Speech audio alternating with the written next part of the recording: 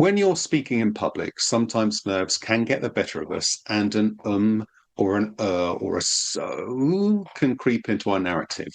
Filler words, your ums and your ers, can suggest a lack of knowledge, lack of confidence, or a lack of preparation to your audience and can undermine your message. So here are 3 tips to banish the None of these techniques are a quick fix. They do need discipline and consistency to become fluent and habitual. However, with practice, you will begin to see the ums and ers reduce. One of the simplest ways to banish the is to pause. Whenever you feel an or an brewing, or you're approaching a part of the presentation you are less familiar with, just pause. Pausing will give you time to think and prepare, and a pause also gives your audience time to reflect. So why is this useful? Well, an or an suggests that you have forgotten. A pause suggests you are remembering. The result is that rather than showing a lack of confidence, you're showing control of your narrative. Practice this when you're rehearsing your presentation. Initially, the pause will feel like it drags on forever. However, as it becomes more instinctive and intuitive, you will pause without thinking, and it will replace the filler words and become part of your delivery. Secondly, slow down. If you are a nervous speaker, and practically everyone who attends one of my courses is, you may feel that you talk too fast. This is a natural reaction to your nervousness. You want to get to the end as quickly as possible so you can sit down and relax.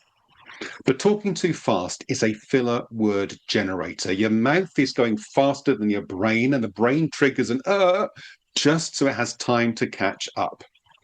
Practice slowing down around key points in your presentation or parts you are less familiar with. It means your brain is ahead of the game and the fluency improves as a result. Varying your pace is also a good way to keep things energetic and interesting. Number 3, take a sip.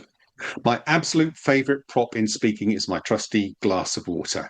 On my courses, you will learn exactly how many fantastic uses this simple sip has. This works the same way as the pause. If you think the subject is getting away from you, you are talking too fast, or an is brewing, simply stop and take a sip. Your listeners will think you're thirsty and will take the pause as time to reflect or potentially take a sip themselves. You can reset, check your notes, or just take a moment to settle before carrying on. Take time to practice and allow yourself to fail. No new skill comes at once or without setback. Public speaking is one of the most loathed activities you can be asked to do.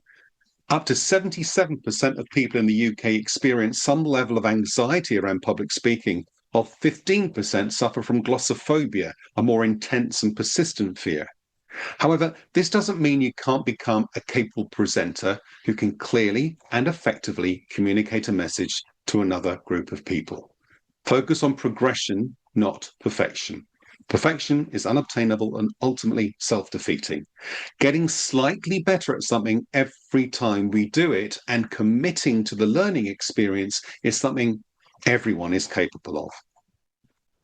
I'm currently running some courses for people who are taking their first steps into public speaking. All the details are in the post itself, or you can scan the QR code that is on the screen right now. If you would like me to come into your organisation and support you as well, I can do that. Please do get in touch. Thank you very much for listening. I hope it was helpful.